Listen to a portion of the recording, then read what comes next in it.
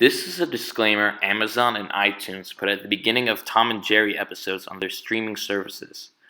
They say that even though the cartoons show racial prejudices that were wrong then and are wrong today, they are products of their time, and to not show them would be the same as pretending racism never existed.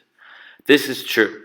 However, these cartoons also enforce stereotypes and have the potential to influence a younger generation born without prejudices. While these films and cartoons show what was commonplace at the time, they also promote the continuation of prejudices themselves. The films shown in this documentary will further explore the presence and impact of racism in early American films.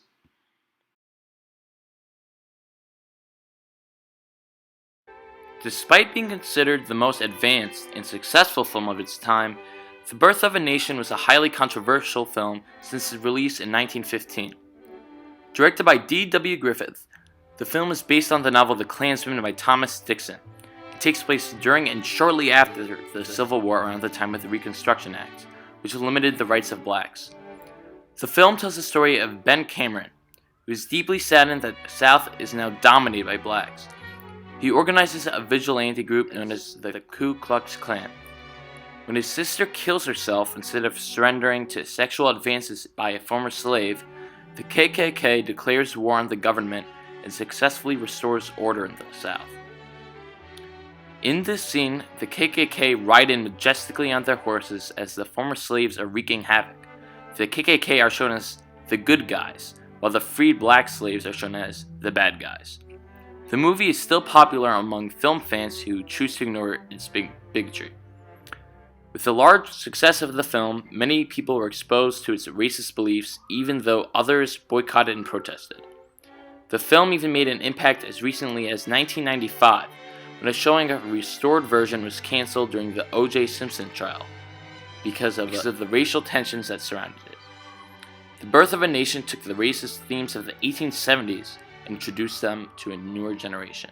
Made in 1927, The Jazz Singer was one of the earliest talkies or musical films.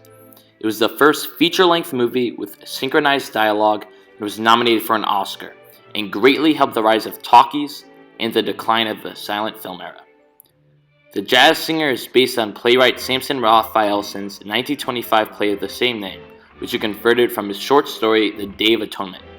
Directed by Alan Crosland, The Jazz Singer tells the tale of Jakey Rabinowitz, played by Al Jolson, who becomes a talented jazz singer while going against the traditions of his father, who is a cantor.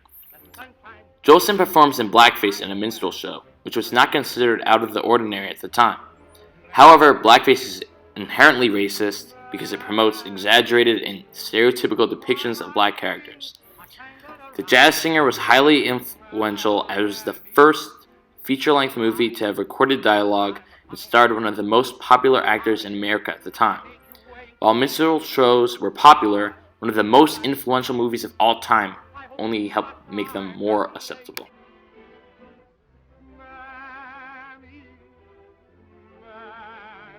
Based on Margaret Mitchell's 1936 novel, 1939's Gone with the Wind was directed by Victor Fleming. Similarly to Birth of a Nation, the film takes place in the South during the Civil War and Reconstruction, and glorifies slavery. The movie teaches that there are only a few different types of blacks: those who are good, those who are insolent, those who work in the house, and those who work in the field. When black characters articulate themselves, it is meant to be humorous. Throughout the movie and in this scene, blacks are portrayed as both submissive and inferior to whites. You're as slow as molasses in January. And where's Dr. Meade? I never seen him, Miss Scarlett. What? No, he ain't at the hospital. A man, he told me that the doctor's down the car shed with the wounded soldiers. Well, why didn't you go after him? Miss Scarlett, I was scared to go down there at the car shed. There's folks dying down there, and I'm scared of dead folks. Oh, you go sit by Miss Melly. And don't you be upset. The film is considered one of the best movies of all time. It has been in the top 10 of the American Film Institute's list of top 100 films since the list was created in 1998, and in 1989, the United States Library of Congress chose it to be preserved in the National Film Registry. It has influenced people across the world, likely ingraining some of its racist themes in the process.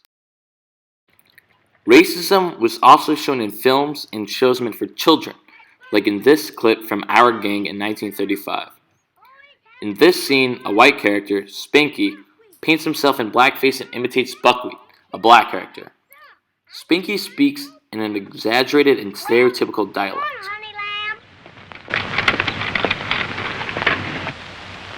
Wait a minute. I don't like the way he said that. The children in the show are at first fooled and believe it is Buckwheat, which enforces the stereotype that all black people look alike. Children could have very easily been influenced into thinking racist portrayals are humorous from this scene. He'll sweat a lot more if he tries to put anything over on us. But he wouldn't do that, would he? Oh, no, he likes you all.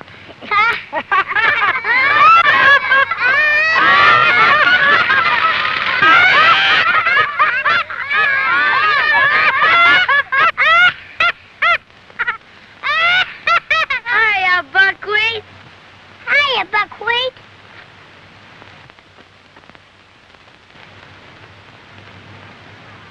He wouldn't fool us, would he?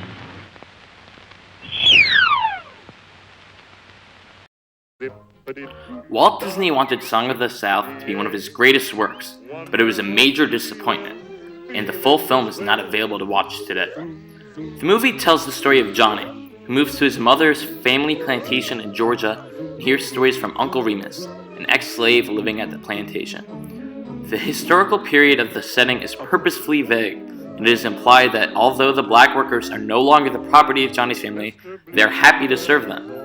The cartoon characters' voices are extremely stereotypical, and they are likewise subservient to the white landowners. In his book, Disney's most notorious film, Race Convergence and the Hidden Histories of Song of the South, Jason Spurb calls the film one of Hollywood's most resiliently offensive racist texts. The movie does not even reflect the popular belief at the time it was made, as Neil Gabler reveals in his biography of Disney that a new screenwriter was even brought in to tone down its racism. However, as Spurb puts it, not only is Song of the South a movie derogatory because of its Uncle Tomism, it was made by people who were well aware of the stereotype, who knew others would be offended, and who clearly felt there was nothing wrong with that. Despite the fact that Disney has chosen to repudiate the film's existence, one of its songs, Zippity Doo Dah, is one of Disney's most popular songs and is still played today. In this clip available on YouTube, the popular song is followed by an instance of an animated character acting in stereotypically racist fashion. Any child looking up their favorite Disney song could easily access this on the internet. And more trouble. Guess where the trouble is? Today, despite some exceptions, black characters in entertainment and the media are portrayed in much more realistic and positive ways. The Fresh Prince of Bel-Air was monumental as it revolved around a very wealthy and successful black family. It was enormously popular and lasted from 1990 to 1996. In 2009, Disney released The Princess and the Frog, its first film with a black princess.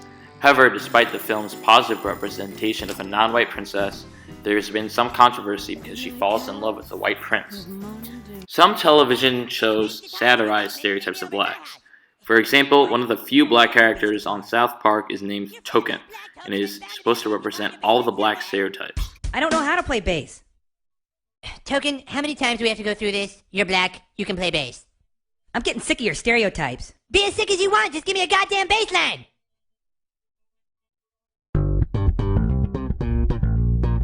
God damn it. The show Boondocks presents a much more nuanced and realistic view of the black family, but also has a black character named Uncle Ruckus, who's a racist towards other blacks. Another positive step taken forward is that unlike in these other films about African Americans, the writer of the Boondocks, Aaron McGruder, is black. Media today is now more likely to offer positive representations of black people. While there is a long way to go, large strides have been made.